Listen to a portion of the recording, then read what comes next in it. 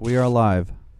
And good evening and welcome to the one of these Hampton Planning Board meeting for April 7th, 2021. Have a variety of matters on for this evening, different types of matters. So the only thing we don't have is a public hearing. For those of you who are fans of Ian, you'll get your vote tonight. So, sorry, I'm just saying the public one. We have, before we go any further, we have an urban renewal map on for this evening, but it's going to need to be. I'm looking on the screen here, and I don't see the applicant on that one. Is he here? Thomas, do you see him there? No, I don't. It's Rick. Rick Whalen. So I guess when we get to Rick's on another matter. So when we get to that, we'll let him know, because otherwise that would be the last matter on our agenda. Is that all right? You want to do that? Okay. Very good. Okay, so the first thing we have is a lot line modification. Newell Lane and 114, off of 114, and that is Eric. Is the applicant here? I'm sorry. yes, The applicant McCaffrey. I'm here. Are you there? Oh, there you are. Hello. Welcome. Thank you. Very good. Okay. So please take off on this one. Eric. Okay, this is an application to reconfigure the lot lines of two parcels by transferring 2,494 square feet of lot area from lot 1 to lot 2. The parcels are situated on Buell's Lane Extension and Route 114. They're both Zone B residents. Lot 1, which is not the highlighted lot that you see in front of you, it's the flag strip to the immediate north, is vacant, and Lot 2, which is the highlighted one, is currently improved with a 2-story single-family residence and associated accessory structures. The first thing the board should consider is the proposed lot configuration. What you see in front of you right now is the existing lot configuration with this piece protruding into the southern lot, making it irregular in shape. What the applicants are proposing, hopefully you can now see the submitted lot line modification map, is to transfer a triangular area from lot 1, the northern lot, to lot 2, the southern lot. Both of the lots would not be exactly rectangular, which is encouraged by the code. However, this change is not particularly significant, but the board should determine if the lot configuration is acceptable. There's an issue with topography, the area to be transferred here, and you can see that there is topography illustrated on this plan, topographic contour lines. Much of this area is over 20% in terms of slope. Some of it's actually up to 40%. We would recommend that the map be revised to illustrate all areas of greater than 20% slopes. That's a requirement of the town code. The planning board is to prevent disturbance of such areas, so they should be illustrated on the plan. And then you should consider requiring a scenic easement over, at the very least, those portions, if not the entirety of that triangular portion, to be transferred. Again, most of it is steep topography. It does not look like the vast majority of it is appropriate for any new structures or development, and that is something that the code requires you to prevent. Additionally, the code states that when lots are to be created or reconfigured such that they exceed 150% of the minimum lot area in the zoning district, that there's supposed to be a provision to prevent further subdivision. That has most commonly been done through a large lot easement. In this case, lot 1, the northern lot, flag strip lot, would be just shy of 30,000 square feet, with 20,000 square feet being the minimum lot area in B residence. So they're right at the edge, but lot 2, which is getting the roughly 3,000 square feet of additional lot area, would be just over the 30,000 square feet. So we recommend that you require, not only as a condition of approval, that there be no further subdivision of the lots, but also the filing of a large lot easement as further insurance that that will not happen. The area to be transferred is currently vegetated. Both of these lots were previously 100% cleared of naturally occurring vegetation. So as far as our records go, they are both 100% cleared. However, you know, the practical reality, and you can see it on the aerial, if I can zoom in here, is that there is vegetation in this area. It's going to take another second for the aerial photograph to load. But you'll see that there is vegetation in that area. Revegetation is not required again because there's no further over clearing occurring. They're both 100% cleared. However, if you do put a scenic easement over this area, then that issue becomes moot because it would be allowed to continue to naturally revegetate. So that may sort of kill two birds with one stone. So now you can see the aerial showing the area here right in the center of your screen, and you can see the existing vegetation. To go back to the site plan, setbacks, it appears, you know, now that the lot line would be moving further away from the swimming pool and the pool equipment building here. So yeah, actually, you know what, now that I'm looking at this, that's kind of an error in the memo, I'm sorry. I was going to say that they should illustrate the setbacks to the property line, but I had the wrong proposed property line. They have illustrated the setbacks, so you can negate that portion of my memorandum.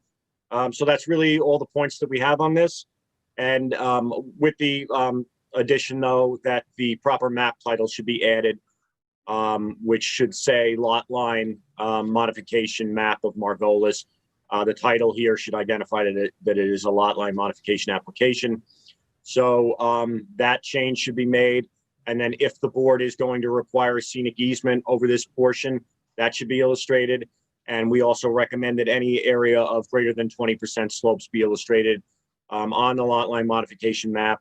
But the application is otherwise complete pending those changes as required based on the board's discussion. Very well, thank you very much.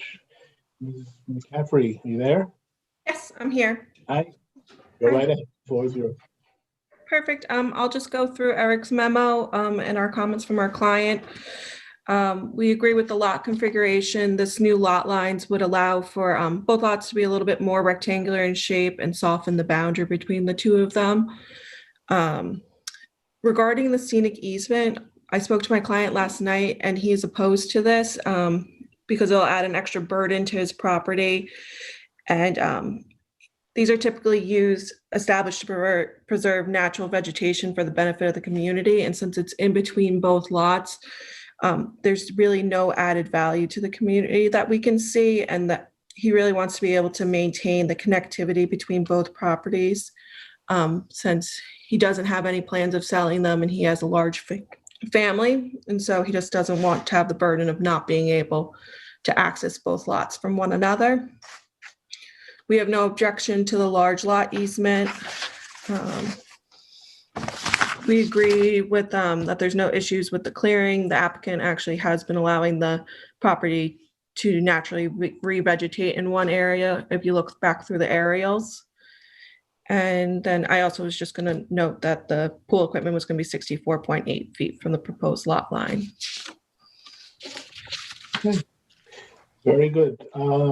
Ian, this is yours.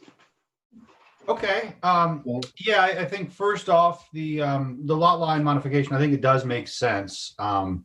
These still aren't exactly regular shaped lots, but it does appear a little bit better in normal, less acute angles. So I support it in a general sense. I think Eric's memo was great. We need to clarify some of the map details, the title and such.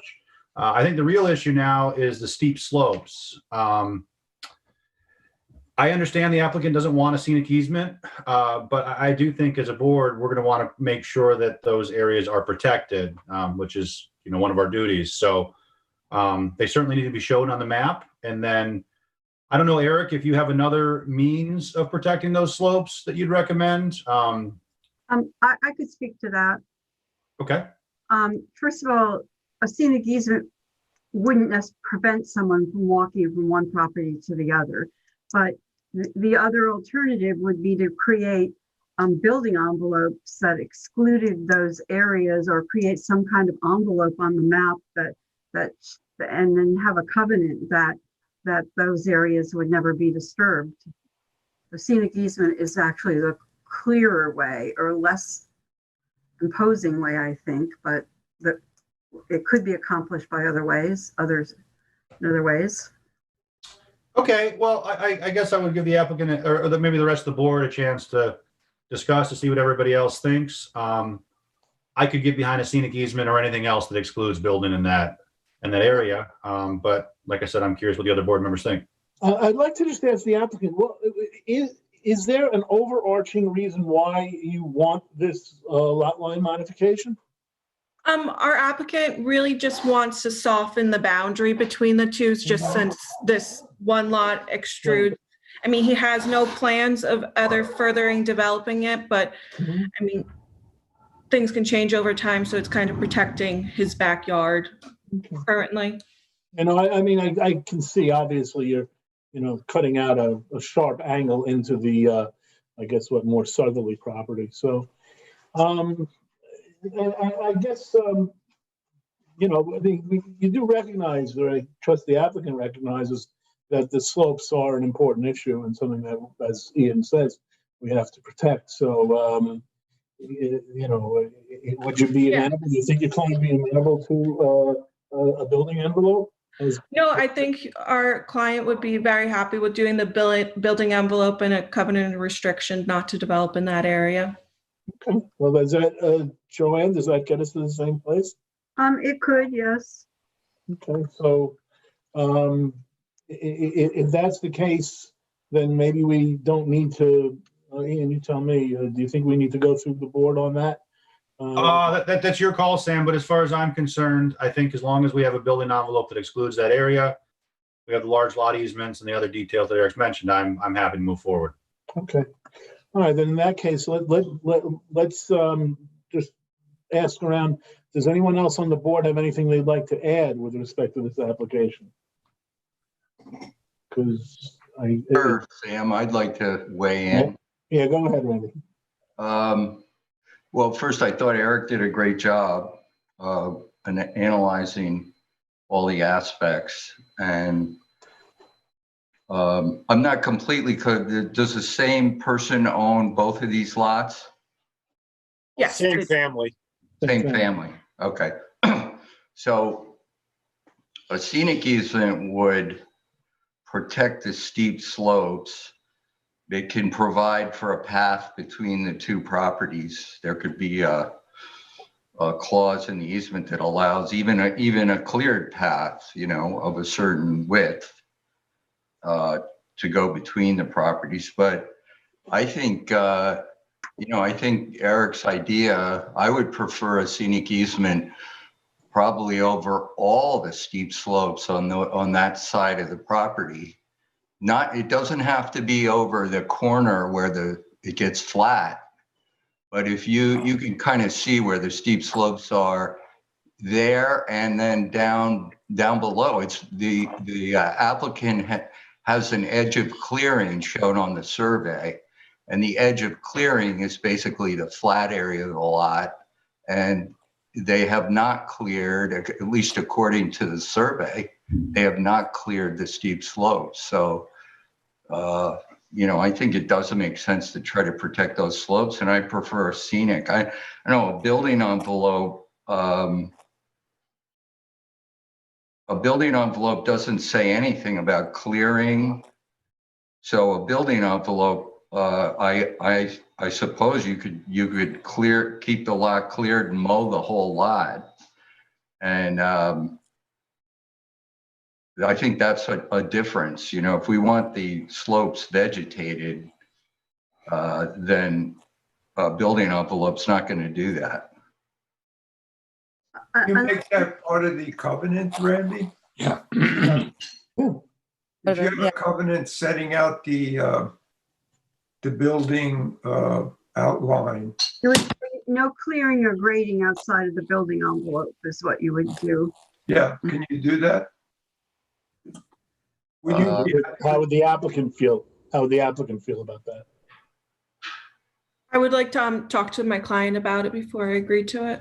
Okay, fair enough. And if, Sam, let me mention one other thing, which is that a scenic easement, you can get a reduction in your assessment, but a building envelope, I don't believe you can. So That's something that for you to take back to your client as well. Correct. So, all right. Does anyone else have anything they want to add on this? Because I think. I do. I just quickly, Go ahead, Kathy. I agree with the scenic easement, and I think there's a way to work out the access that the owner would like between those two lots. I just wondered, is this something that we should solicit input from the village on because it's so close to the village of East Hampton? Is that something we normally do? Are we obligated to do that in a lot line modification? I don't know. I'm just raising the question. I don't know. I'm asking. Yeah. I'm not sure. I'm sorry, Joanne. Go ahead. No, Either Thomas or Eric, but somebody. Eric. Okay. Yeah, I'm not sure. A lot line, no, in years past, we definitely would have for any application that was within 500 feet of the village. I believe that's a requirement under SECRA, and in years past, lot line modifications used to be unlisted actions. A couple of years ago, I think it might have been 2017, the SECRA action list was changed so that lot line modifications are now type 2 actions and aren't reviewed under SECRA. I can look into it and see if there's something else that triggers referral. If there is, we do that in-house. Yeah. Eric, what about the planning commission? Is there a planning commission referral? Yeah, there are certain criteria that certain applications that get referred to the planning commission. I don't believe that a lot line modification of this type. I don't think a lot line modification, we're close to the 114, which might implicate the planning commission, but I don't think a lot line modification ordinarily, certainly not this size, I don't think would go to the planning commission, but we certainly should look into that. Yeah, I'm pretty sure that referral is not required to either the planning commission or the village, but I'll look into it tomorrow. And Okay, that'd be great. And then just two quick things. On the memo, it says, if yes, date of subdivision. Was the subdivision really Yeah, I was wondering about that too. 1915? September 27th, 1915? It's on the memo. On the memo. Yeah, Well, yeah, it's on the map somewhere. I'm trying to find where they wrote it. Yeah, it's That's up top. amazing. You just had it, Eric, all the way Okay. up top, I mean, as long as that's correct, that's fine. right there. Oh yeah, right here. Look at that. I'll be darned. Well, this is a Okay. historic application then. I'll say, yeah. And then, yeah, I just have one other little nitpicky administrative thing. When you brought up the map and it pulled up that little menu, that menu box that showed the name, the owner and the street address and all the rest.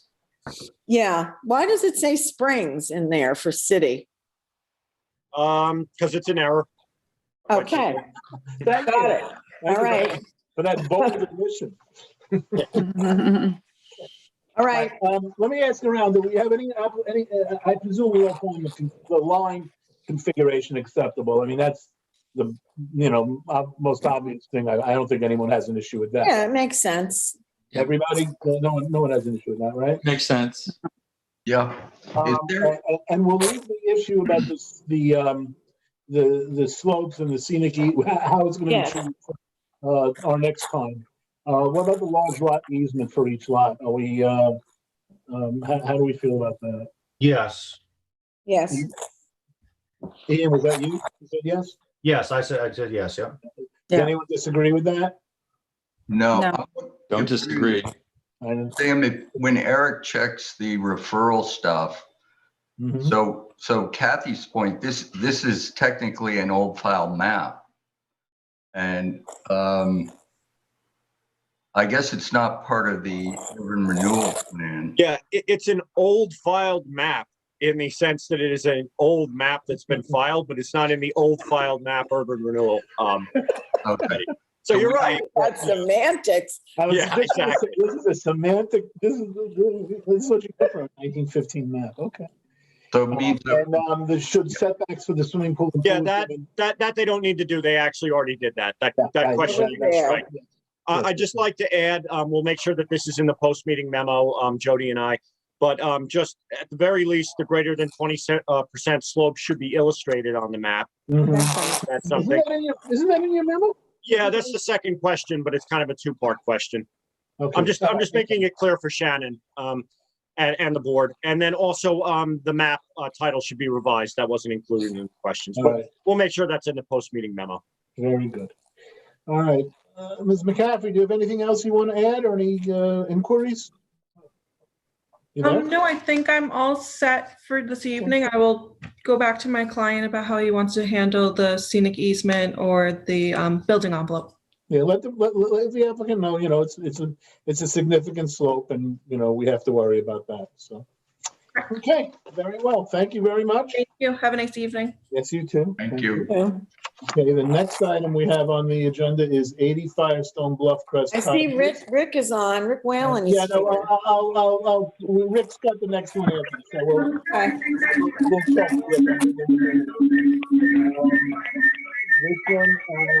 Excuse me, everybody. We have a little bit of a feedback issue. Just 1 second. I'm going to take care of that.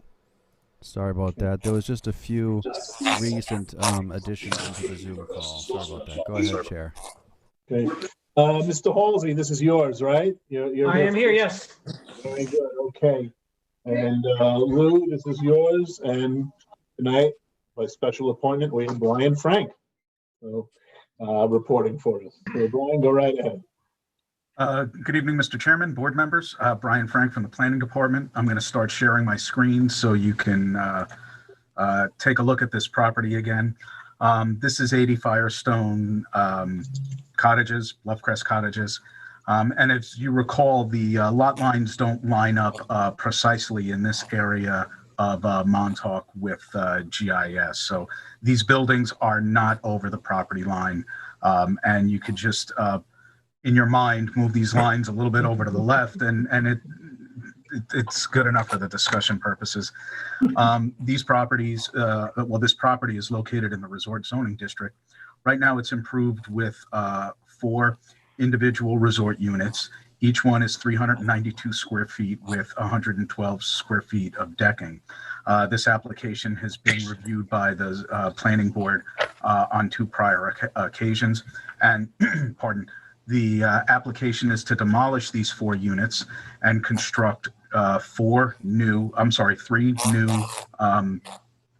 detached resort units, each 600 square feet on the first floor, full basements a little bit larger than that with roof decking.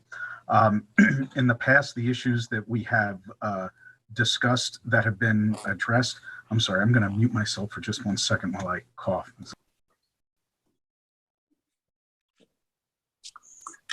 I'm so sorry about that. I'm going to switch over to the most recent site plan for the property now. This is the Walbridge site plan dated March 12th of this year. I'm sorry, it's 4 units, not 3. I misspoke earlier.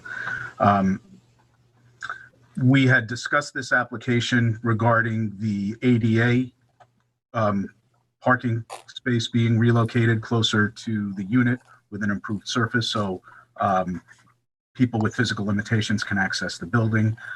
That's an area that has been addressed. If you recall, when the board discussed this earlier this year, there was a discussion about the applicability of the groundwater protection policy, and the applicants had agreed to use a sealant on the basement to ensure that anything that is stored in those basements wouldn't leach out into the groundwater. And there were also discussions about improving the separation of the of this unit from the steep slopes at the northern portion of the property. And the applicant addressed that to the board's satisfaction by eliminating a deck that was proposed on the northeast corner of the building. Since that time, some of the issues that have further been addressed is this property has been before the Zoning Board of Appeals. You may recall to redevelop this property in this fashion, they needed a variance from the special permit standards that required resort units to be in a multiple unit building. And they also needed a natural resources special permit to construct a set of stairs from the top of the bluff to the beach. That application was heard by the zoning board. The variance and the natural resource special permit has been granted. And there are really, just a couple of outstanding items that are largely addressed in this last review. If you remember, we had discussed increasing the detail for the lighting plan. The application included 2 heights of bollard lighting that appear to be compliant with the planning board's exterior lighting guidelines, but didn't have any lighting on the actual buildings or the manufacturer's cut sheet. The most recent submission from the applicant includes those elements, and the lighting plan appears to comply with the lighting guidelines of the planning board's policy. This legend shows where the fixtures are proposed to be installed. The manufacturer's cut sheets are in the upper right-hand corner, along with the lumen levels. The fixtures are fully shielded. The lumen levels comply, and the lighting plan appears to be satisfactory. There were 2 outstanding issues, I think, for the board's consideration.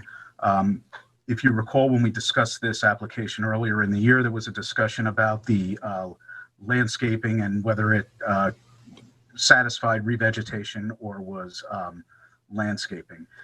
This is an area where, revegetation and a buffer to the natural feature is really most appropriate along the shoreline. The zoning board addressed that in their determination. They required revegetation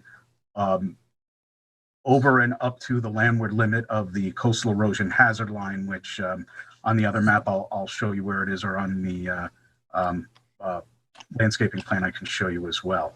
The planning department didn't object to the balance of the property, which is pre-existing non-conforming with regard to clearing, remaining clear, but objected to characterizing it as revegetation.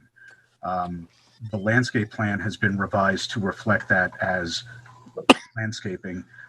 The survey has not quite caught up to that. So the survey needs to be revised, and the clearing calculations revised to reflect the fact that most of the landscaping around the upland portion of the property, it's a good landscaping plan. It's it's almost exclusively native species, but it is landscaping, not revegetation. As I mentioned, the zoning board did require the area seaward of the coastal erosion hazard boundary to be revegetated in accordance with their, with a plan that they would approve. The plan that you have in the file is a little bit short on that. It's still a little grass heavy, which is not necessarily appropriate in this area. If you recall, the bluff face is characterized by a lot of vines, leaving strips of grasses, even though native grasses certainly have a place and value in the landscape. It's most likely that over time they would be swallowed up by weeds or become something else. I've seen a draft of a plan that Joel had sent to me just a short time ago, and at a glance, it appears to address those concerns. It appears to be a revegetation plan that the planning department would support. And it really does seem to be that the only outstanding issue is getting the survey revised to accurately reflect the difference between revegetation and landscaping. One last thing I want to mention is the application is on the Architectural Review Board's calendar for tomorrow evening as well. If there's anything else I can bring up on the screen, the survey again, the plans, the aerial, or if you have any questions about the planning department's most recent review, please feel free to ask. Very good. Thank you very much, Brian. And does the applicant wish to be heard on this? Yeah, good evening. I was hoping tonight was just going to be more or less just a formality to kind of open and close the public portion, the work session portion, and schedule this for a public hearing. And I'm still hopeful that could happen. We did get the revegetation of the coastal erosion hazard line to the bluff crest. I did submit that to Brian. I literally received it at 6:29 p.m. tonight. And I mean, again, it is pretty much all shrubs, Myrica pennsylvanica and Rosa virginiana. Again, I'd like to give Brian a little bit more time to look at it, but provided that plan's okay. The survey just needs a slight revision. Right now, the survey states,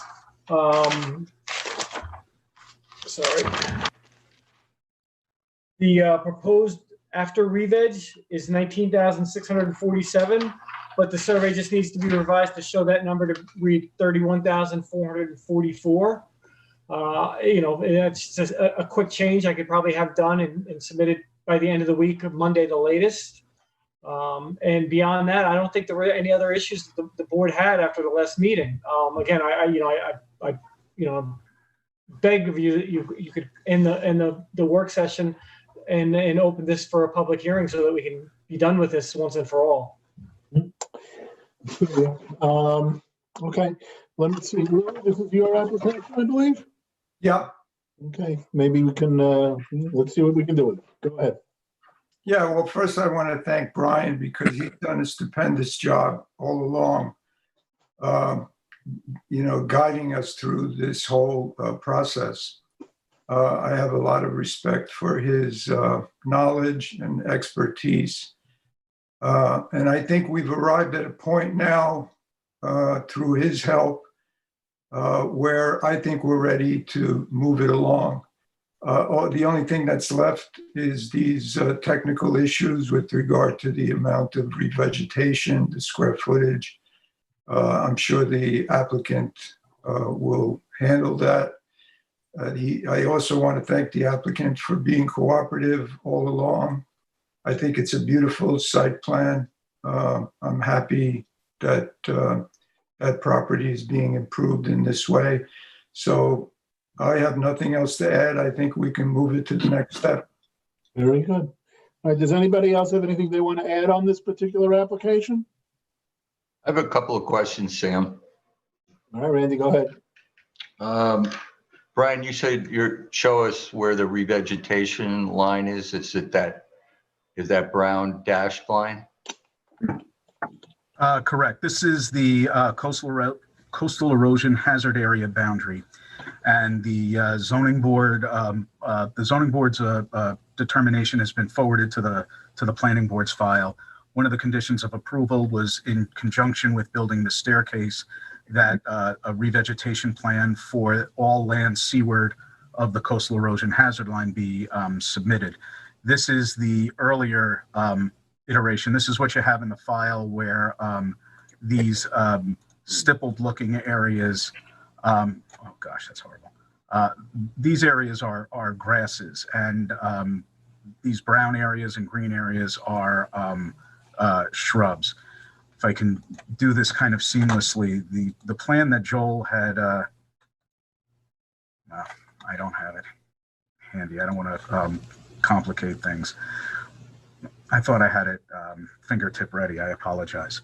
The plan that Joel has recently submitted, Joel's familiar with the planning department's recommendations for re-veg, and it does place a very heavy emphasis on woody vegetation for a variety of reasons. But that, Brian, can you show, so where is it, that whole light green area that's going to be revegetated? I can't really see the coastal erosion, or is it just that band? It's the band. I see. It's the band in any area that, and there are some areas that are cleared seaward to the left of that band. Those areas are required to be revegetated. Oh, so the blue dot area? The blue dot area has been replaced with additional woody vegetation. On this plan, the legend shows this as little blue stem, which is a fine native, but we've recommended something more robust and at a glance, it appears that the applicants have addressed that. Okay, so If you were to unshare your screen, Brian, I could share it on my screen.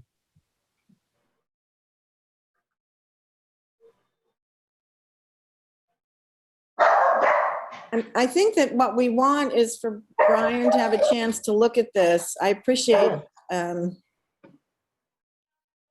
Yeah, I think that's all it's gonna take, is Brian and Mr. Halsey will sit down, they'll presumably figure out exactly where the, I don't want to use one word or the other, I'll say vegetation and plantings, and we'll just hopefully come back, with the. yeah, I mean, I think, we're ready to go next time.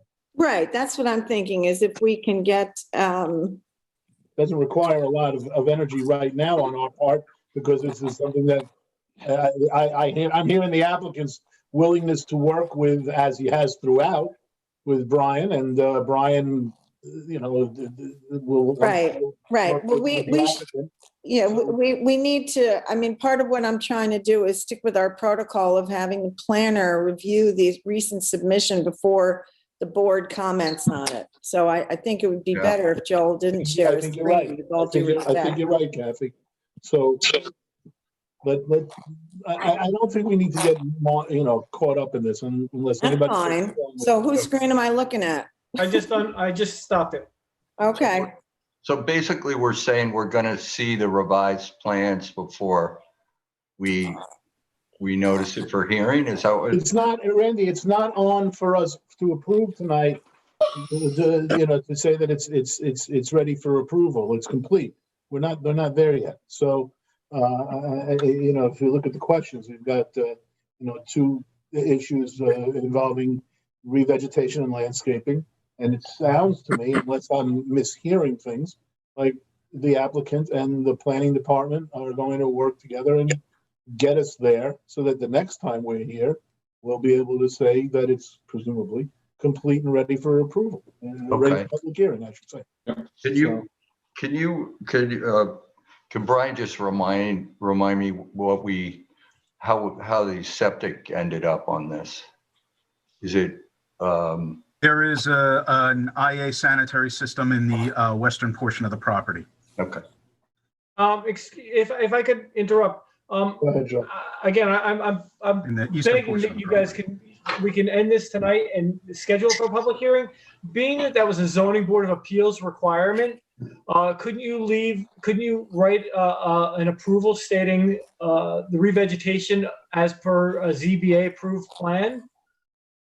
Brian, Thomas, can we do that? Well, we don't have. Can I point something out? I'm sorry, I know it's not my application. I think the point is kind of moot. It sounds like these are minor changes. As the board knows, their next meeting is the 28th, which is 3 weeks away. It sounds, Joel and Brian, like something that can be formally submitted and reviewed in that time.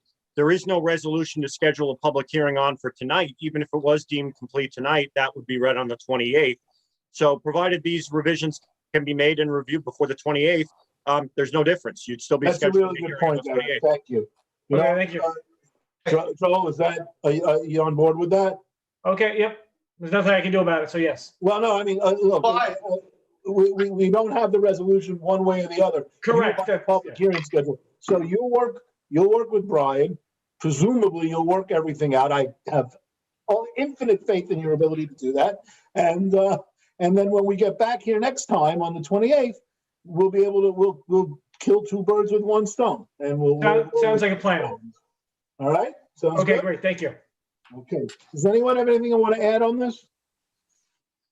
I just want to say, Sam, I think that you just said it, but I think the implication is that should, the planning department approve of that plan, we can read the hearing on the next meeting as well as say it's complete. Exactly. Look, if it turns out that they can't work it out, no, of course, I think for yet another work session, and we'll thrash it out then.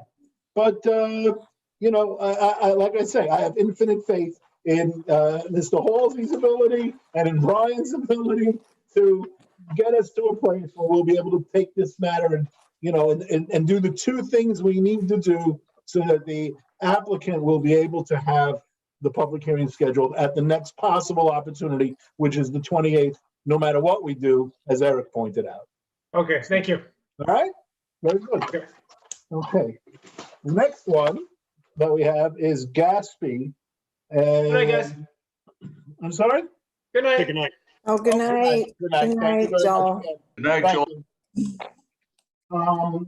I see Rick, Mr. Whalen, you there? I'm here. Hi, before we go on to Gatsby, since you're here, Thomas, you want to take this and explain the situation on the urban renewal Yeah, so issue? the code requires that the town engineer or the town's designated engineer review UR map modifications. We don't have that yet. So I think Joanne's suggestion, and I agree with it, is that we adjourn it to the next meeting in order to get that review for the Palmese UR map modification. All right, okay, so you're referring to Palmese. Yeah. Palmese, sorry. Rick, it's the last one on, so we Okay. don't want you to sit around. I mean, Yep. as much as you might want to, and you're welcome to. We'll let you know now that we're going to adjourn that one. All right, I appreciate that. Thank you. All right. Now, and you are here now on Gatsby. This is Eric, and oh my God, it's Ian. And It's the Ian Calder Piedmont Show. We should get a theme song. I know. And You can trip over the ottoman as he walks up to the Zoom screen. yes, he's getting all the awards tonight. Yeah. So, all right. So, anyway, Eric, take it away. This is just a wrap-up memo. Public hearing was held on March 3rd and held open until April 2nd. There were no comments at the hearing and no written letters, no written comments were received. The Office of Fire Prevention has signed off on the application. So in conclusion, it appears that the application is complete and ready for approval with the conditions noted. Those conditions were that a clearing envelope be established. Hopefully you can see the submitted survey / site plan. That does include the clearing envelope. Also, two other conditions: that the 10,738 square foot dog run area, which is illustrated in pink or red on your screen here, be allowed to revegetate naturally upon transfer of ownership of the property. And then also that no pesticides or herbicides will be used and only organic fertilizers will be used on the property. Really, I think the only issue for discussion for the board is how you want to memorialize those two conditions: the revegetation of the dog run and the pesticides, herbicides, and fertilizer. Whether or not you want those to be included in a declaration of covenants and restrictions, or simply a condition of approval, or both. And that is probably a discussion for you to have with counsel as well as the applicant's attorney. So just real quick, I received a draft declaration of covenants from Maddie Narvillis, and it looks like all of these conditions have been addressed. So I would recommend that they're both conditions of approval and in a covenant, and they provided that. Seems like a good time to turn it over to Mr. Whalen. So, Yeah, really nothing to add. We're obviously happy to fulfill the conditions of the approval. that's what we needed to know. Okay. All right. Very good. And that's it. Okay. In that case, Ian. Yeah, I really don't think that there's much more to add here. We've seen this application a few times. I think we've worked through all of the issues, and the applicants are willing to do what our council advises in terms of memorializing those conditions and covenants. So I think it's ready for approval. Very good. And I'll put it to the board. Does everyone agree that the application is ready for approval? Yes. Yes. Yes, yes, yes. Yes, I don't see any no's. Okay, there we go. Ready for approval. So, Some kind of record. yeah, well, listen, no, this one's been around for a while, but I'm glad that we're able to wrap it up right now. So, very good. Good night, Rick. Good night, Rick, and we'll see you next time. Okay, next is, we have Nextel, Lynn Cellular, where is this one? Suffolk County Water Authority. And this is Eric and Ian. And so Eric, oh, I'm sorry, is the applicant here? I apologize. I should have asked that right off the bat. Hello, Chairman Kramer, Matt Fitzgerald from Phillips Lytle here for the applicant. Welcome, Mr. Fitzgerald. Thank you. Okay, very good. All right, Eric, take it away. Hey, this is an application to swap 6 existing antennas with 6 new antennas on the existing mounts, swap 6 remote radio head units with 6 new remote radio head units, and add 3 new remote radio head units on existing mounts on an existing wireless facility mounted to a water authority tower. The property zone PC Parks and Conservation. It's within the Water Recharge Overlay District, and it's already improved with this tower as well as other facilities for the Suffolk County Water Authority and other carriers' equipment on the tower. This is type 2 action under SECRA. The applicants have submitted a structural analysis and radio frequency engineers report. Both demonstrate compliance. They've submitted visualizations as well as this elevation that you see in front of you, illustrating the proposed changes. There's really not any substantial change in either the size of the equipment or the visibility of the equipment. However, we do recommend, however, the board should determine if you need any additional visual information, and we recommend that the equipment, if this application is approved, that a condition be that the equipment be painted the same color as the water tower. That is actually a condition of the previous modification approvals at this facility. No information about lighting has been submitted. They're not proposing any new ground level equipment, so it's likely that there is no lighting, additional lighting proposed, but the applicant should address that. This application does qualify as a minor site plan, meaning the board can waive the public hearing. The board has waived the public hearing requirement for the past 2 modifications of this facility, which occurred in 2013 and 2016, but the board should decide whether or not they want to do so here. So in conclusion, the application is otherwise complete. It's basically just a swap out of equipment. We have no objection to the proposed modification. But the board should determine if it needs any additional information at this time. And then if a public hearing is going to be required, if the answer to both of those questions is no, then the application would be ready for approval with the conditions noted. Very well. Thank you, Eric. And Mr. Fitzgerald, do you have anything you'd like to add at this time? Yeah, just very briefly. Thank you, Chairman Kramer. Thank you, members of the planning board. Thank you, Mr. Shantz, for the summary. As Eric said, this is a fairly routine swap out of antennas and remote radio heads.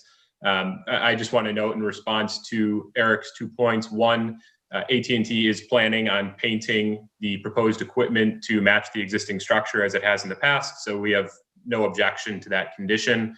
In addition, no new lighting is proposed. This is just a fairly standard swap out of equipment.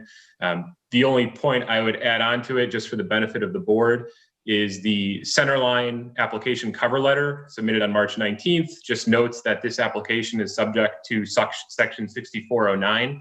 Section 6409 is federal legislation meant to streamline the review of existing telecommunications sites. And what it provides is that simple co-locations of new equipment at existing sites, such as that proposed here, must be allowed as of right. The legislation specifically provides that a state or local government may not deny and shall approve any eligible facilities request for a modification to an existing tower or base station, which does not substantially change the physical dimensions of the same. So the reason I point that out for the benefit of the board is there's a slight difference between this and typical telecommunications applications with respect to the requirements of the shot clock. Here, the shot clock is 60 days from the date of submission. And that requires the municipality to issue all approvals, including a building permit, within that shot clock timeframe.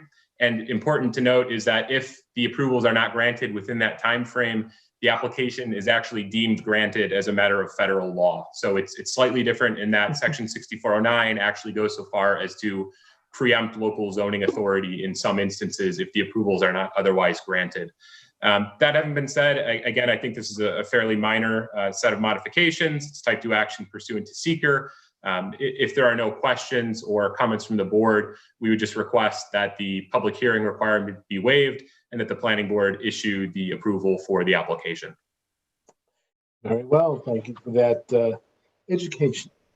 Ian, this is yours. Yeah, I agree with the applicant and with Eric. I think this is a pretty straightforward swap out. I think the two conditions listed, importantly, painting the equipment the same color as the tower, have been agreed to. So I think it's complete and ready for approval, and I do not think we need a public hearing. Very good. All right, let's do, let's go around the table quickly on, we'll do ready for approval first, and then we'll do public hearing second. Do we all agree that it's ready for approval? Yes. Yes. Sam, is there ARB on this? Do we need ARB? Tier 2 modifications are referred to the ARB. Their approval is not required. Okay. Okay, so we all agree on approval, correct? All right, now we'll go around on public hearing. Does anyone think this matter should have a public hearing? No. Hearing none. Last chance, going once, going twice, third time. Okay, ready for approval? No public hearing. We all agree? With the conditions Eric listed. Well, yeah, as you know, the way we have it. Okay, that's that. Now we're on to the next one. Mr. Fitzgerald, you got that? You got everything you Yes. wanted here? Okay. Yes, I do, and I hope it'll be as quick and simple as the other one. So Congratulations. Are you on the next one also? I'm on the Towers at Montauk condominiums Yes. application, which I think is next, but that's it for me tonight. I'm not handling whatever the rest of the matters are. Well, all of communication in Montauk awaits you. So wireless anyway. Okay, so this one actually is not an Ian matter. This is Ed. Wow. What? Yeah, I know. Lucky. Yeah. Talk to your agent, Ian. All right. This one is Eric and Ed, and you again, Mr. Fitzgerald. So, Eric, take it away. Sure. This is an application to modify a wireless facility by swapping 9 existing antennas with 9 new antennas, 6 existing remote radio heads with 6 new remote radio heads, and adding 3 new remote radio heads. Property is zoned resort and is in downtown Montauk. It's 100% cleared, and this is a type 2 action under SECRA. The applicants have submitted a structural analysis and RF engineers report, excuse me, which both demonstrate compliance. They've submitted this elevation drawing of the tower, illustrating the swap out, as you can see at the top of the building. They've also submitted pictures of the existing facility. The board should determine if it needs more information regarding potential visual impacts. And just like with the last application, we recommend that the equipment be painted to match the color of the tower. And just like the last application, that was a continuing condition of approval from the last modification. Also, no information regarding exterior lighting has been submitted. There is no ground level equipment. The equipment is located within the building, so we suspect that there is no lighting proposed. However, the applicants should verify that. This, as a tier 2 modification, qualifies as a minor site plan, meaning the board can waive the public hearing requirement. The planning board did that on the most recent and only modification of this site, which was in 2017. So in conclusion, the application is otherwise complete. The board should determine if it needs any additional information and if it's willing to waive the public hearing requirement. If the answer to both of those questions is yes, then it is also ready for approval. Very well. And again, Mr. Fitzgerald, your opportunity now to tell us about the shot clock or anything else you want to propose. Thank you, Chairperson Kramer. I would note that this is also subject to section 6409, as per my last description and everything that entails regarding the federal preemption and whatnot. So I won't go through it again. This is almost identical in terms of the equipment mods and swaps that are being made. Here, we're swapping all 9 antennas for 9 new antennas, so the number is not changing. Again, swapping 6 remote radio heads, adding 3 new ones, and associated ancillary equipment. To answer Eric's 2 questions, again, we are not proposing any new lighting here, and we are planning to paint the equipment swaps and new equipment as we have in the past. So again, we have no issue with that condition. So again, we would just ask that the public hearing requirement be waived and that approvals be issued for this.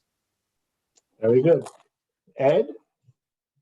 Well, I'd like to make it more complicated, but doesn't seem like it's in the cards. I do have to say that, as much of a landmark as this building is in Montauk, and as visible, noticeable as it is, and as much as I like to think that I'm aware of where all these radio heads are around town, I never knew they were there.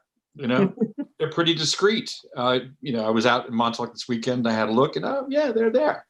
I think this is like what he said. This is exactly the same set of circumstances as Ian's last matter.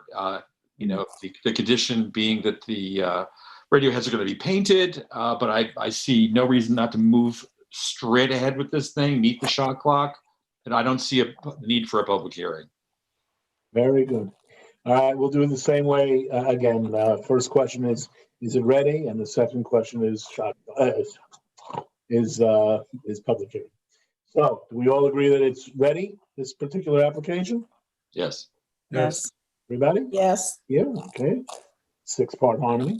And does anyone here think we should have a public hearing on this particular application?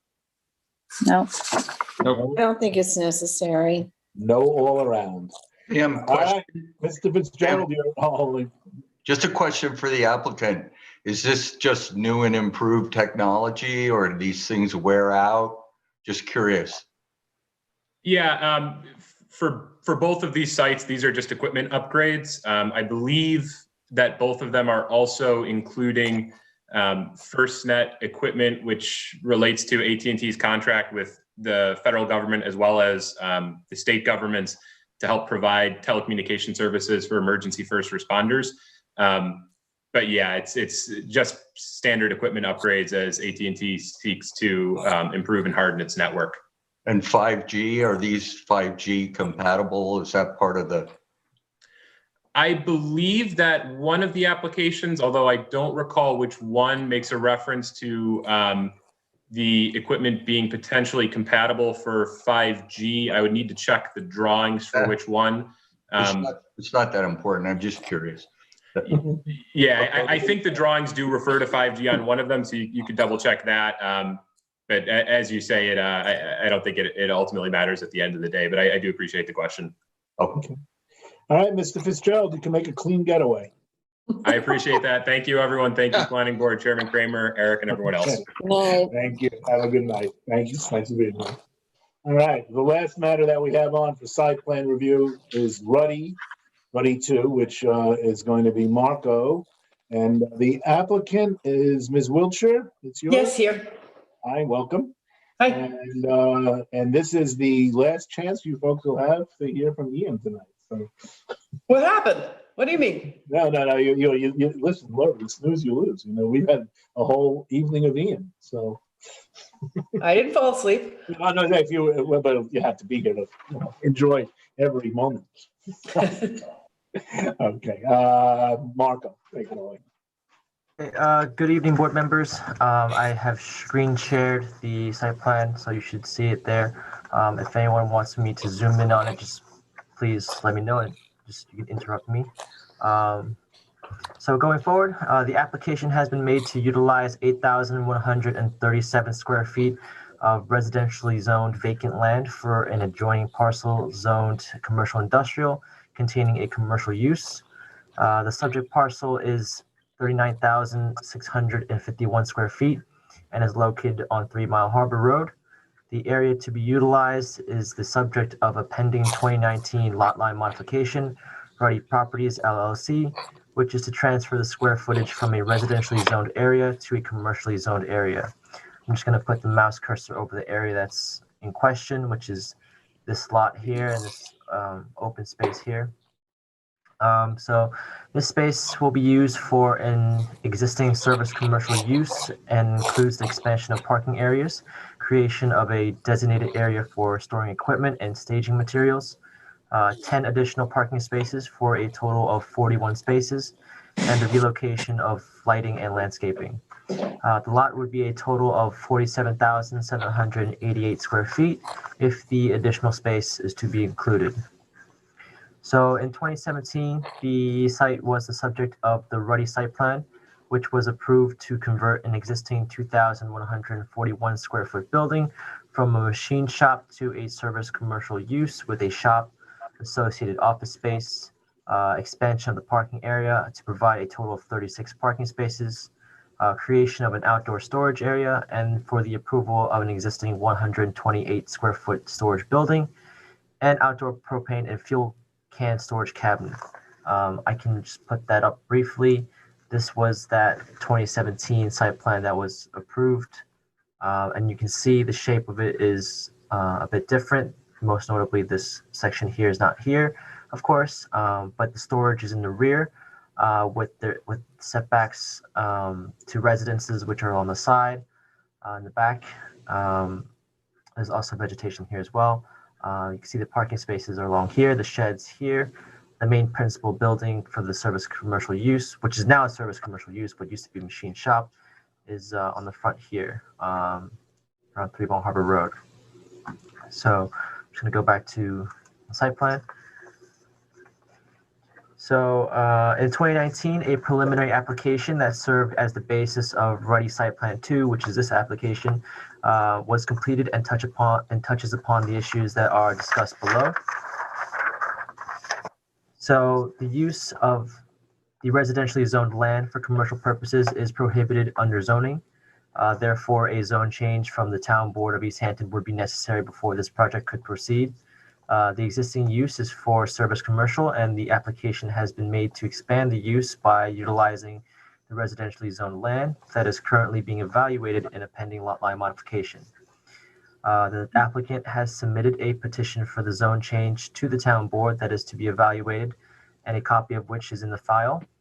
During the preliminary review of the site plan in 2019, the Planning Board was supportive of a zone change from a residential to commercial zone if the site plan was to not significantly impact the neighboring residential districts, and that the residential parcel to transfer the square footage, also owned by the applicant, is to be designated with an affordable housing overlay district.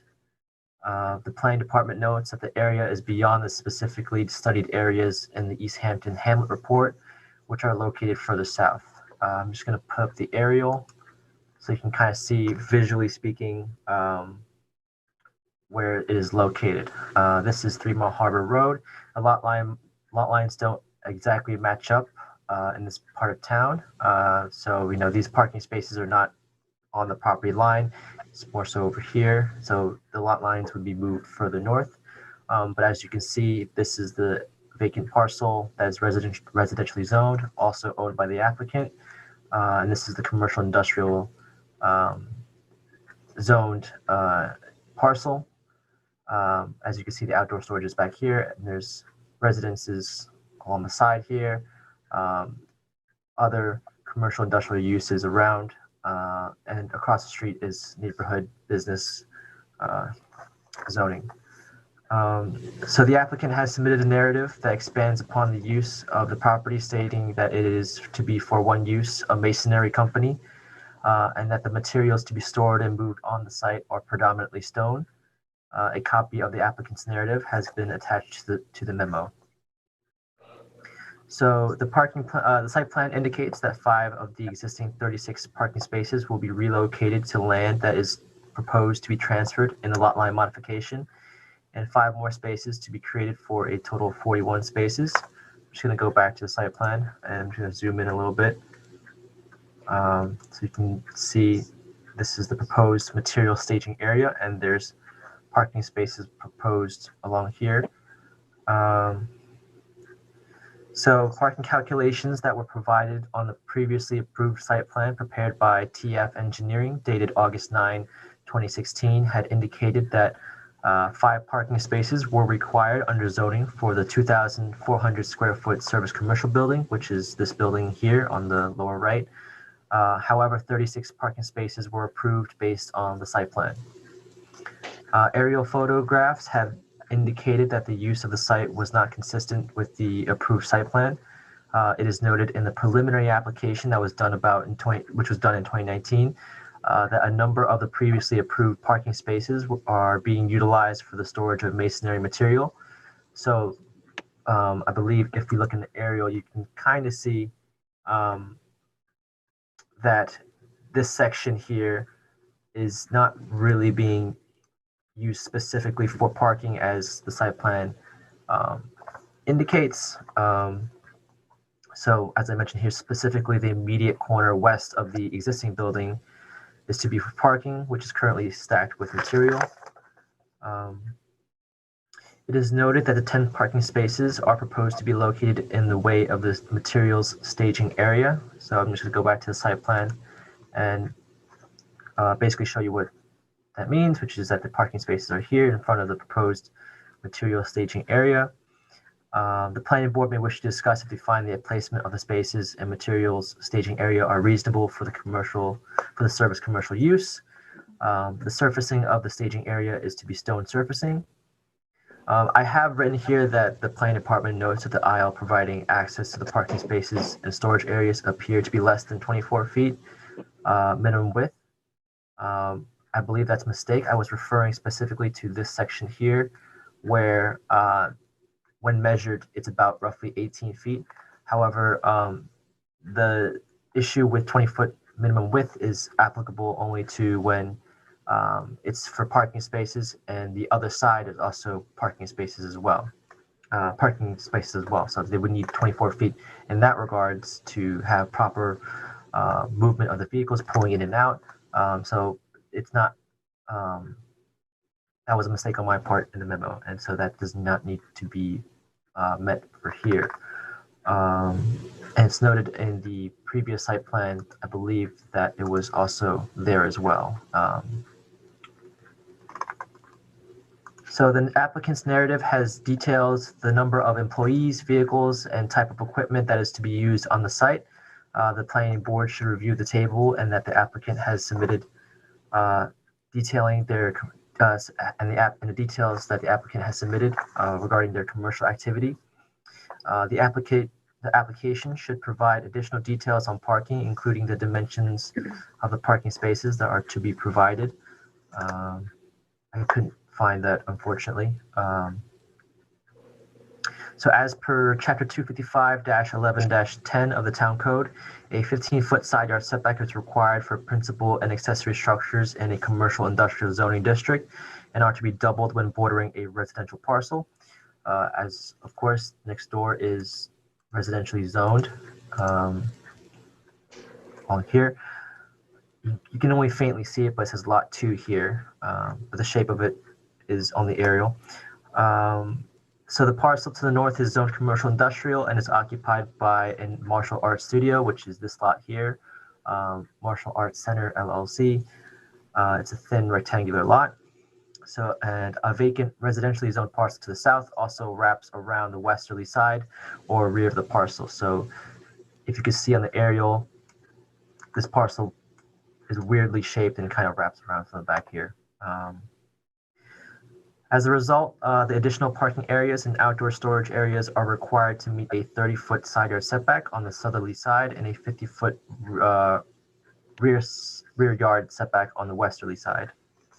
The project does not comply with the accessory structure setback requirements. The planning board has the power to relax setbacks for accessory structures pursuant to Chapter 255-6-63 of the Town Code if it finds that the project meets the criteria set in that section.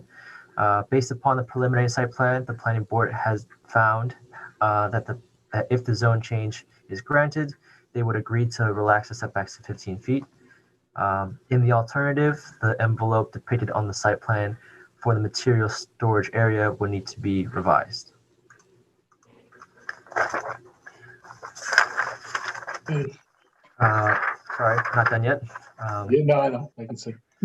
A landscaping plan has been submitted, which details the number and types of plantings. The applicant has stated in their narrative that they would provide the relocation of 6 mature trees of various heights ranging from 10 feet to 20 feet and provide 6-foot fencing along the property line. I think the landscaping plan is located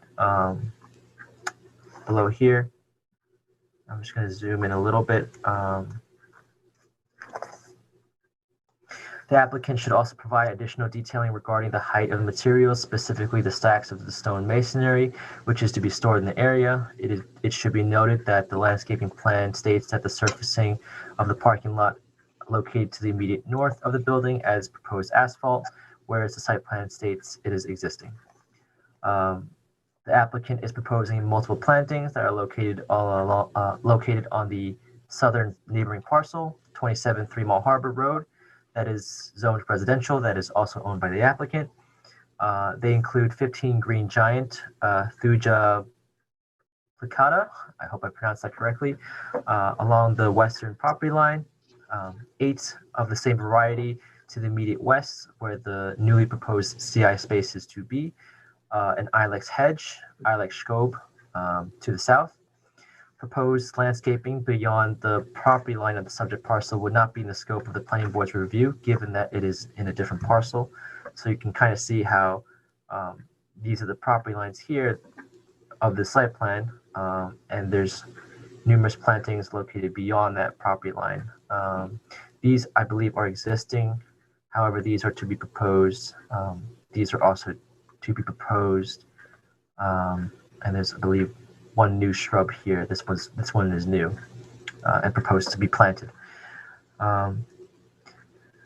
There are existing 18-foot trees that assist in screening the residential property one parcel further south. However, the trees are located on 27 Three Mile Harbor property, which is what I was referencing here. These trees are really tall trees. However, they're not located on the private residence that's on this lot. It's located on 27 Three Mile Harbor property.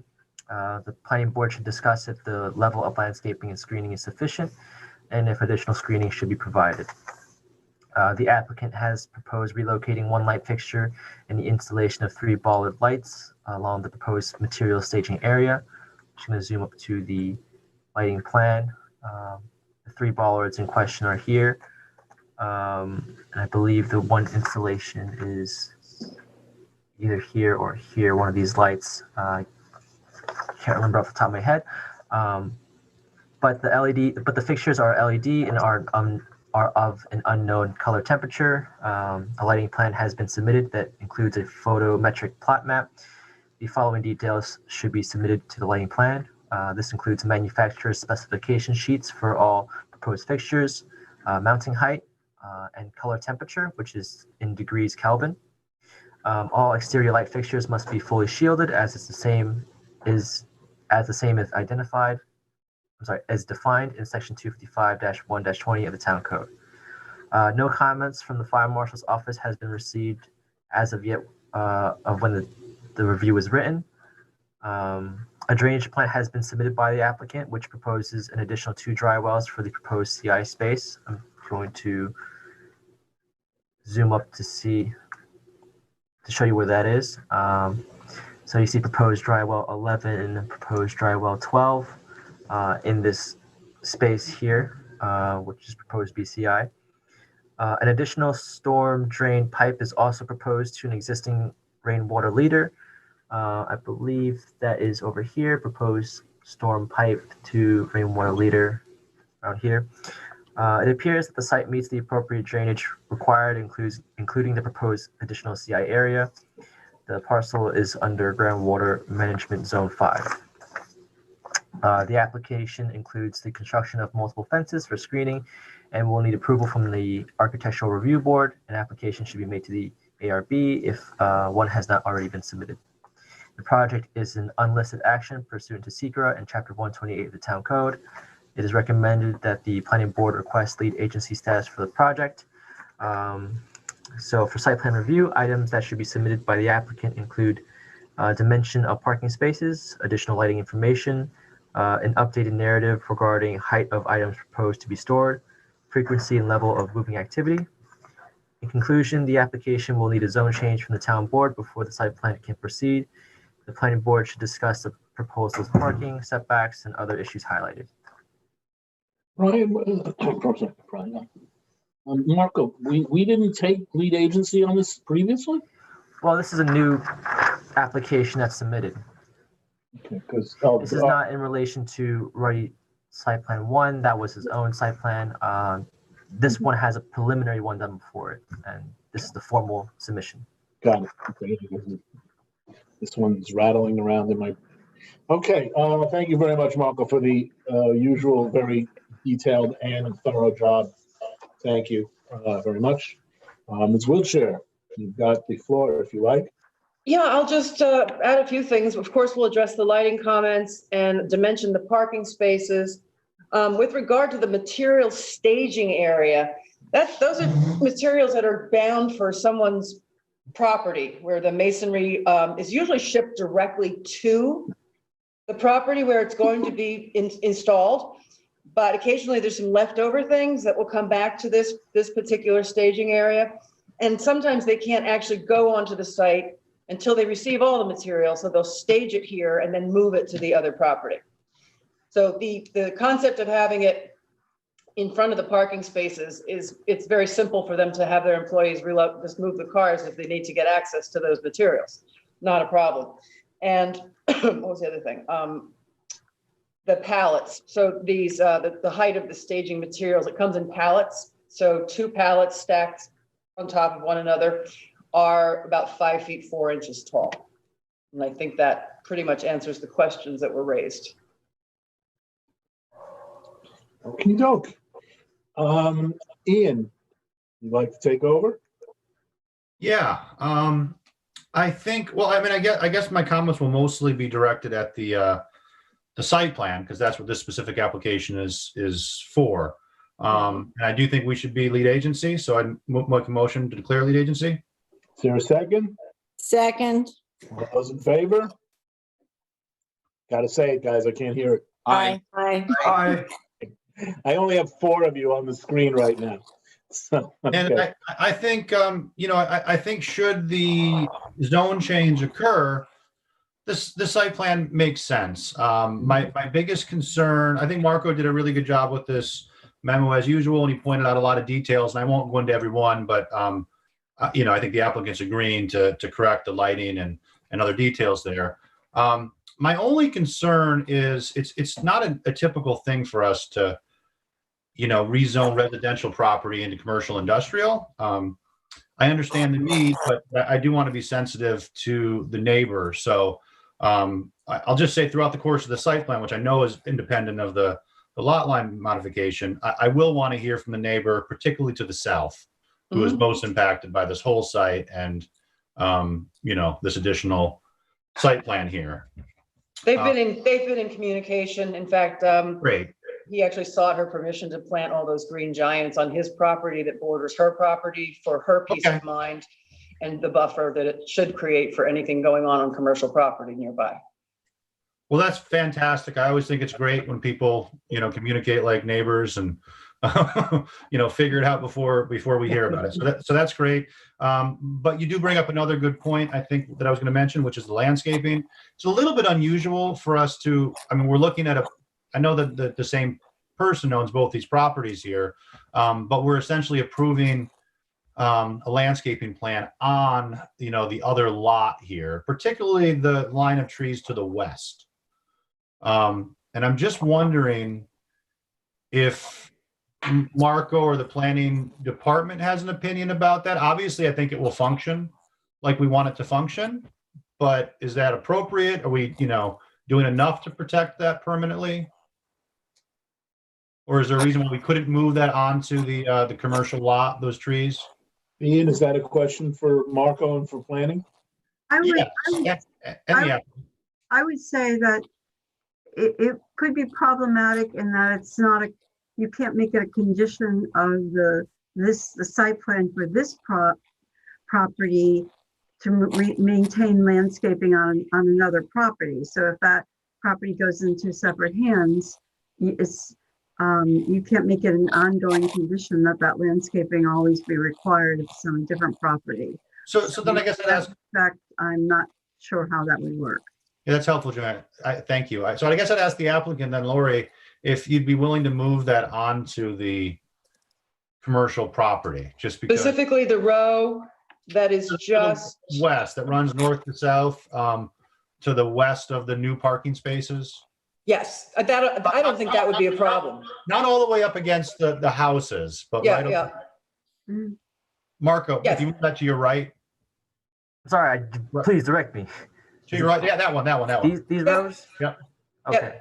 I think that would be absolutely fine. because I think that is an important, I think one of the zone change I know is kind of a separate issue here.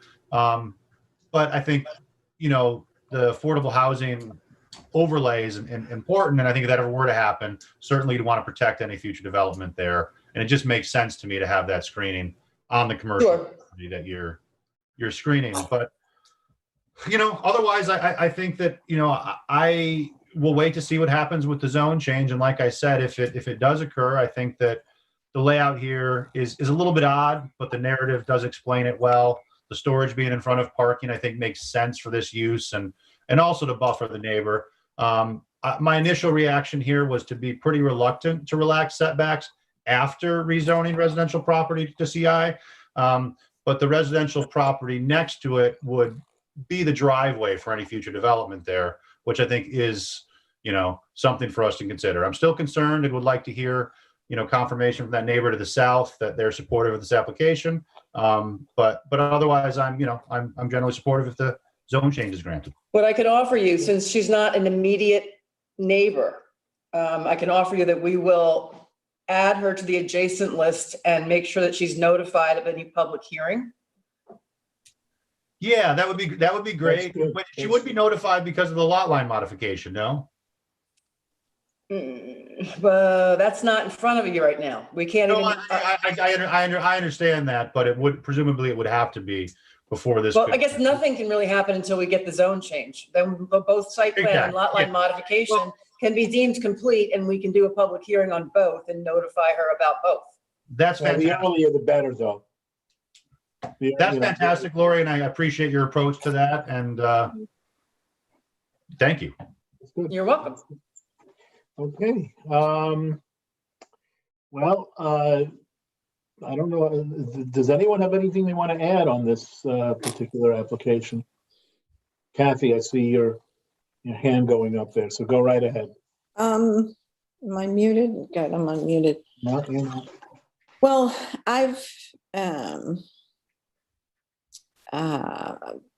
I want to thank the applicant for taking into consideration that southerly property owner who wouldn't ordinarily be notified of this public hearing for the zoning change. I think that's a goodwill effort, and I want to thank Lori for doing that.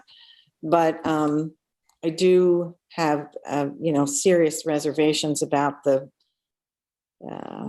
correctness of this action. It's spot zoning to my mind, and I don't think I think it's ill-advised.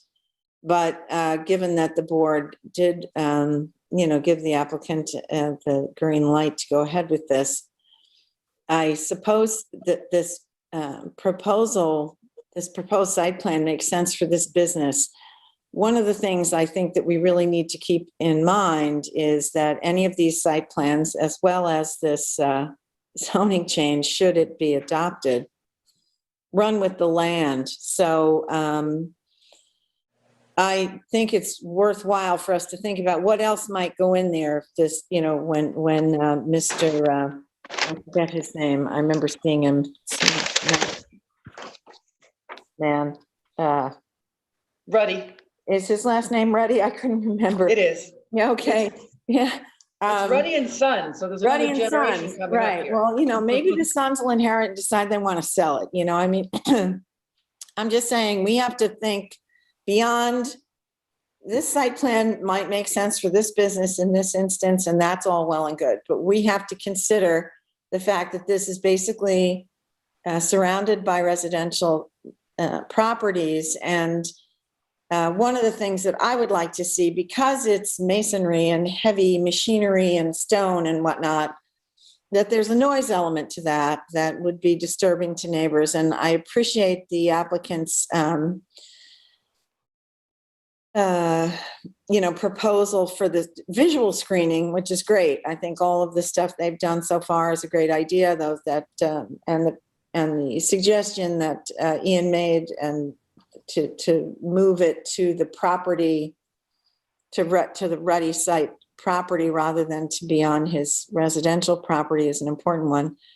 But if there's some kind of fence or some other sound attenuation that might be able to be provided you know, if this affordable housing overlay goes in next door, I don't want this, whatever housing is developed there, you know, people are going to live there, and there's going to be a lot of noise and hubbub with, you know, the dumping and retrieval of, you know, large stone objects and the big machinery that it takes to move them. So I don't know if there's some other, you know, that's not my area of expertise, but I know if I was living in an affordable housing unit, I would prefer it not to, you know, have it be really noisy and early in the morning. So I don't know if that's something that can be considered, some sort of a sound attenuating fence in between. There's fencing proposed already. Right, but fencing, sound attenuating fencing is a different sort. It's got to have some, you know, acoustic qualities to it. I mean, you're familiar with this, Laura. You know what we've done with the, you know, generators for some places that, you know, we want to make sure that the sound doesn't spill over. Mm-hmm. And I know that this is more intermittent. It's not like every day they're getting a load of bricks or, you know, Belgian block or whatever it is. But when it happens, it's a thunderous sound. You know, it's really loud, and it's ground. You know, it's got impact to it too. So it's not just, you know, like a barking dog. So no, I know, but you know, you have to think about the fact that these materials have to remain intact, so they're not going to be thrown around. Oh no, I know, but I've had deliveries. I had a delivery of Belgian block here, and it was like I thought the house was going to fall down. I mean, and it was like 200 blocks. It wasn't even that much, you know. So it was really loud, and you know, I'm just saying, it's if you could consider that, have the applicant, you know, Mr. Reddy, consider this. I think that, and even for the back, for the westerly portion of the lot there, because I've been on this lot. The first site plan was my application, so I know that it backs up there to some residential properties there on the very western edge of the lot. You know, that if he could do the same there, because it kind of goes uphill there a little bit, and I think that sound, I know that sound will travel up, you know, from there. So that would be something that I'd ask you to consider, assuming the lot line modification goes through, and I'm questioning the validity of that. But anyway, that's my main issue. Thanks, Kathy. I think what I'd like to do is go back to we have three things we need to give the applicant. We need to let him know the applicant know whether they will relax setbacks, whether we're approve of the layout, and whether the landscaping is sufficient. So what I'd like to do is cover each of those three areas one at a time. And I'm going to start, I'll ask Ian to just respond on each of those issues. And if anybody agrees or disagrees, and then chime in. So let's start with. Could I just make a suggestion? Go ahead, Joanne. I'm wondering if the applicant could look at switching. Marco, could you put the site plan back up? If you could look at switching the storage area with the parking area. So put the stone storage area, material storage area on the north side facing the commercial lot, and then move more of the parking here to the south. I don't know how that would lay out, but that's a good idea. Maybe I'm a little confused about what you mean. Marco, can you try to indicate? I believe what Joanne is suggesting, that parking spaces are along this side, and that. Yeah, move spaces 15 to 23 to the south, and put the staging area to the north.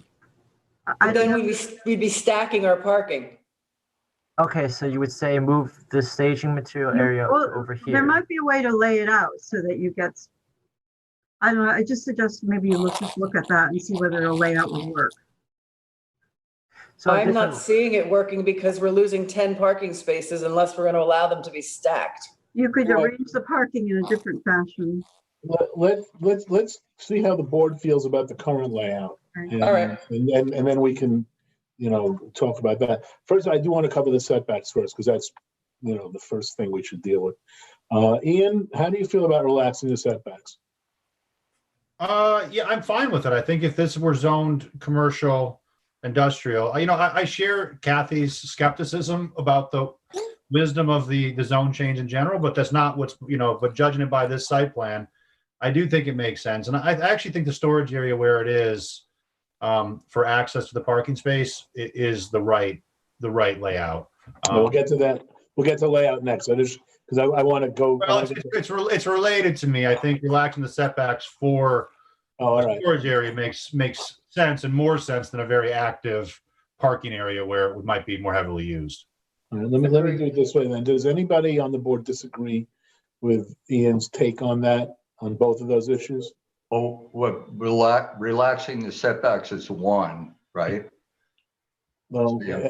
I wanted to treat them separately. I still would prefer to do it that way. Yeah, why don't we do for it clarity's sake? Yeah. So, all right, let me do it that way because that's what I wanted to do. How do we all feel about relaxing the setbacks? To 15 feet, right? Is that what? You know, Sam, I'm going to abstain on these things. I think until the zoning changes in, I don't know. It feels a little disingenuous to me. I mean, we're looking at a site plan. I understand that, but without the zone change, none of this is possible. And I'm not, it feels disingenuous to me to vote on any of this while it's still so nebulous. This seems nebulous to me. Well, I want to give the applicant some guidance as to. I understand. I'm not saying it's a bad idea. I'm just saying I'm going to abstain from these questions for that reason. I'm not saying don't talk about it. I'm just saying that's my personal feeling, is that it's a carts before the horse here a little bit, and that's fine to continue. Please don't misunderstand my comment. No. I don't Listen, think we should go forward. I'm just saying I'm not going to participate in that because I think it's the wrong. Well, maybe it doesn't feel right to me. Well, hold on. You know what? I hear a word like disingenuous, and I say, and that makes my ears perk up. Does anyone else have the same reservation as Kathy before we go forward with these questions? No, I think we can give them guidance. I agree. Okay. All right. I'm trying to make sure. Okay. So then turning back to the original question, I just, if there was a groundswell for that, we'd go a different way. All right. So let me ask again, are we all okay with relaxing the setbacks? So my question was to 15 feet, right? There was 15 feet? Is that what they're? Yeah, that's right. Okay. Yeah, then I'm okay. We're all good with it? Yep, good. Everybody except Kathy? Mm. Okay, good. Randy, I see you're fine. Okay. All right. How about the layout? Bearing in mind what Joanne just suggested is not what we're talking about. We're talking about the layout as it is right now. Are we all okay with this layout? I'm okay with. Oh, go ahead. Go ahead, Sean. I am. Everyone? Yeah. No, I think it's worth, I'm okay with this layout, but I get Joanne's point and I kind of sympathize with it. So I think if the applicant could just show if it's possible to move all of the parking spaces to one side, if that can be done, I'd like to see the two different depictions of that. So I'm okay. My answer is I'm okay with this, but I would really like to see the alternative presented as well. I think Joanne makes a good point. That's an alternative in which the planning board can take a look at and the applicant can explore in terms of having the staging material be over on this side and have parking on this side. As there's already parking on these sides anyway by residents.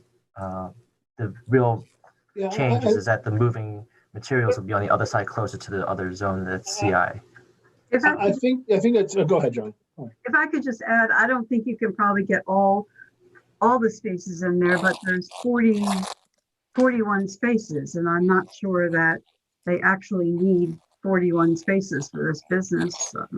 He does. He provided a narrative and a listing of all the different things. Some of them are not just like employee parking. He's got small machinery and he's got trucks and he's got mixers, and all this stuff has to be parked somewhere. So they don't necessarily have to be in arranged parking spaces. Yeah, if they were arranged diagonally somehow where the proposed material staging area is. I just did a quick count. The number of spaces that are on this side are, I believe, I already forgot. Is it what, 9? 1, 2, 3, 4, 5, 6, 7, 8, 9. And the number of spaces here is 1, 2, 3, 4, 5, 6, 7, 8, 9, 10. So it would be a difference of 1 space if you were to swap places, I guess.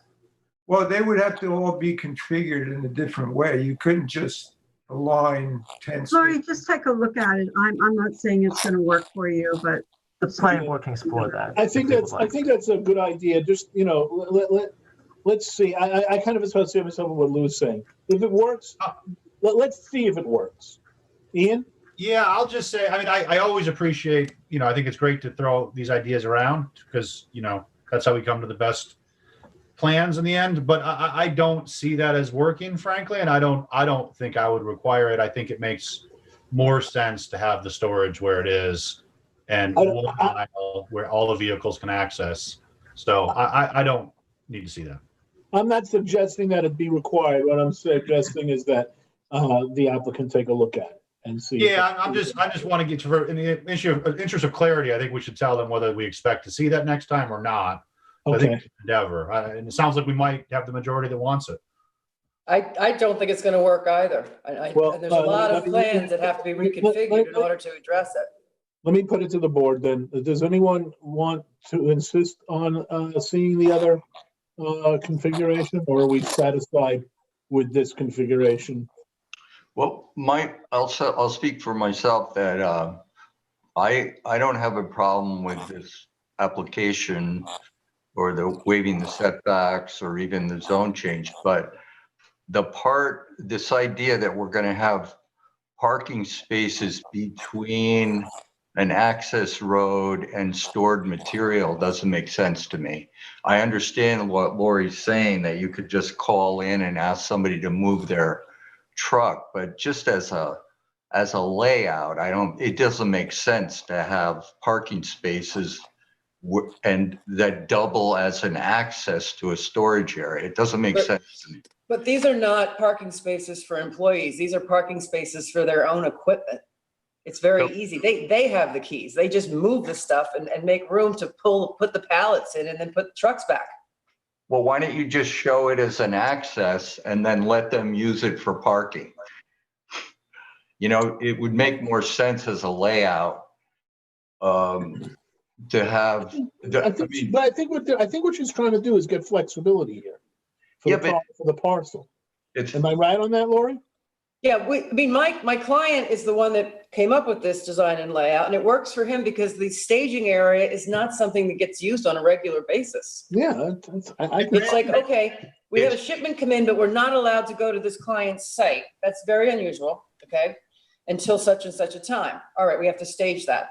But normally the materials go straight to the client's property. They don't come here. And occasionally there's leftover materials that will come here, and they're not going to be moving unless there's some use for them. I understand that, but as a layout, it's basically a landlocked storage area, the way it's laid out. We're not showing any access to the storage area. But it's their problem. It's not even a problem. It's our equipment in front of our stones. I mean, it's a problem. If it's a problem, I just don't see this as an issue we need to get involved with. I really don't. Yeah, Randy, I think it's a good point, and I thought a lot about this, but they're way over their required parking. So, I looked at this issue a lot, and the way I thought about it was sort of an honest rendition of what they expect to happen. And so they're saying, hey, we're going to park here in front of the storage area instead of just doing it. I think they could just call this whole thing a storage area and put cars there, but it doesn't sound like that's really their plan. So I get the concern, but Here's another consideration. This equipment is often going to be taken to those same work sites and left there when they're mixing and putting stones down and everything. So not all the parking spaces are going to be used all the time. But to Ian's point, that could just be called the equipment storage area. Doesn't have to be laid out as parking spaces. It could be. We will consider that. Okay. All right, so let's just get some consensus here. Are we okay with this application, the layout as it is? But we're asking the applicant to also take a look and see if moving it might make some sense. Is there anybody who disagrees with that as the way to give guidance? Well, I mean, I think Kathy makes a good point that the most noise sensitive area is this proposed material staging area. And Lori, it looks like there's a stockade fence, but if there were, and where is the fence? Is the fence on the property line or around? Property line. So it's As it's proposed? On the property line. on Is that the what new, Randy's the asking? new property line. Yes, this area is going to be a new property line if the lot line modification is going to be approved, and there's, according to the site plan, going to be fencing around that line. And then there's going to be landscaping. If Ian's suggestion, which I think is a good one, there's going to be landscaping inside the fence. Yes, there's going to be there's a couple of trees proposed outside, and Ian has suggested they have them over here and said it within the property. There's also some other trees that are going to be relocated already along the other sides. Yeah, I do think that makes sense to take a look at what type of fencing aside. I mean, stockade is, okay, but it's not really so much designed to block sound. So if you could, I think it'd be a good idea to take a look at just in that area, a sound deadening type of fence. Okay. Yeah, let's finish the layout issue. Well, that's what, so here's Sam, here's where I'm going with that. If that area were fenced with fencing that is going to deaden sound, I don't think it makes sense to go through with the whole exercise of moving everything. Great. Lori, you're right. I think that's great. Yep. Okay. I agree with Randy. You're more, I'm sorry, Ed? I agree with Randy on that one. Okay. All right, so what I'm saying is that's fine. That's a good idea by Randy, but what if they say there's no such thing as sound deadening fence, so we'd rather move the proposed material staging area to the other side? Then I think, if they could present both one or the other, I think that would be a good idea. That's my opinion. I would ask them to present both. So we have two moving parts now. All right. And I'm not an engineer, but I do want to say that I think that the fence is going to be limited to 6 feet. And I think it's hard to trap the sound only in the lower 6 feet and have an effective blocking. I think the trees are probably going to do more, but I might be wrong there. I just wanted to say that. We have successfully gotten 8-foot fencing, and I'm sure my client will not have a problem with sound attenuation for that area. It's just a question of whether it's effective or not, but. Well, we can go to 8 feet. I have done that on other commercial site plans up that abut residences. Okay, and then we get to the issue of landscaping. So, all right. I don't know what the consensus is on the layout. Yeah, I know. Thank you. I'm in the same place. So what is our consensus on the layout, folks? I'm okay with this layout. I don't need to see an alternative. I'm okay with this layout if, I think Lori said, and if they're willing to try for an 8-foot fence that is, built to deaden sound, and we have the landscaping, I'm okay with this layout. And Lou, Lou, you're the only one who hasn't. Well, since I'm the only one, I'm okay with this layout. We put the germ of an idea into Lori's head, and she'll maybe communicate it. And who knows? It might, the owner might think it's a good idea to move the staging area. So, I'm pretty sure he's watching. So Lori, the guidance is we're okay with the layout if. Great. All right. Great. Thank you. And let's know, we got landscaping. Are we all good with the landscaping? Anyone? With Ian's changes. Yep. Yeah, I should add. Sorry. Thank you for that. Okay. Everybody? Sounds like everybody. Okay. You got it. That's it. All right, we're all done? We're all done, right? Thank you. Appreciate it. Have a good evening, everyone. Yeah, you too. You too, Lori. Good night, Lori. Thank you. Good night. All right. We are, as we said earlier, we're not going to be doing the urban renewal map issue tonight. So we'll move straight into the regular meeting session. We've got a border review, and then we got two resolutions. I'll do the border review. This is an application at the request of Jeffrey Cliff for a building permit at 24 Stevens Road in Montauk. Lot map 6651, lot number 5, Suffolk County Tax Map 300-67-1-31.5. The amount of the undertaking is $5,250. I have read the border review, and I move for its adoption. Second. All those in favor? Aye. Aye. Any opposed? Aye. Was that an opposed, Randy? That was an aye. That was an aye. Okay. A late aye. 7-0. All right. All right. We have two more resolutions, neither of which is Ian's. So. Wow. He knows how to share. Ian's a good sharer. He earned his pay tonight. So. Sure did. Okay. All right.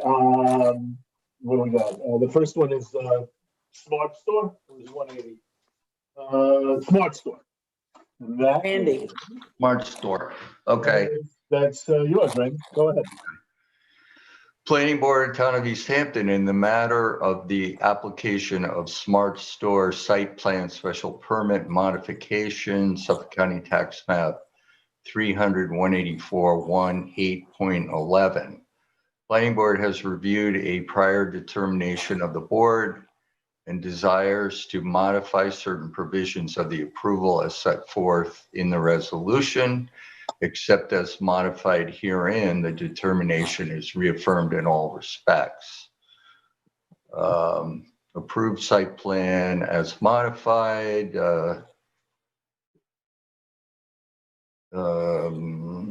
Couple of conditions. I've read the resolution. I move for its adoption. Second. Is there a second? Second. All those in favor? Aye. Any opposed? Passed and carried 7-0. The last matter we have is the resolution on 180 SB LLC minor site plan. And Lou, it's yours, right? Yeah, in the matter of the application of 180 SB LLC minor site plan, Suffolk County Tax Map number 300-74530.5. I have read the resolution amending approval, and I move for its adoption. Second. All those in favor? Aye. Aye. Any opposed? Passed and carried 7-0. Okay, and with that, at 8:18 p.m., we do not have a meeting next week, nor do we have a meeting on the 21st. So, Wow. yes, well, I think this is to accommodate our good folks in the planning department and staff of the planning board, to give them an opportunity to actually have vacations. So excellent. Yay. I don't know. Well earned. I don't know what they plan to do, but we wish them well. We'll have a great time. Once again, our thanks. I didn't at the beginning of the meeting, but of course, do it now. Thank you to LTV. Thank you to Jody and Nora and our crack planning department staff and planning board staff. Thank you. And of course, thanks to all the members of the planning board for all the work you do. And everybody have a great couple of weeks. And thank you, Hey. Sam. Thanks, Sam. Thank you all. Thanks, Good night, everybody. Good to see you all. See you in April. Bye. Be well. Bye-bye. Bye. Did we officially adjourn? We're adjourned. Yeah. So there was. Oh, we didn't make a motion. No, there wasn't a motion. I move to adjourn. Second. All in those favor? Aye. Well, any opposed? We do have a quorum, so. Okay, good. thank heavens. We're done. Bye.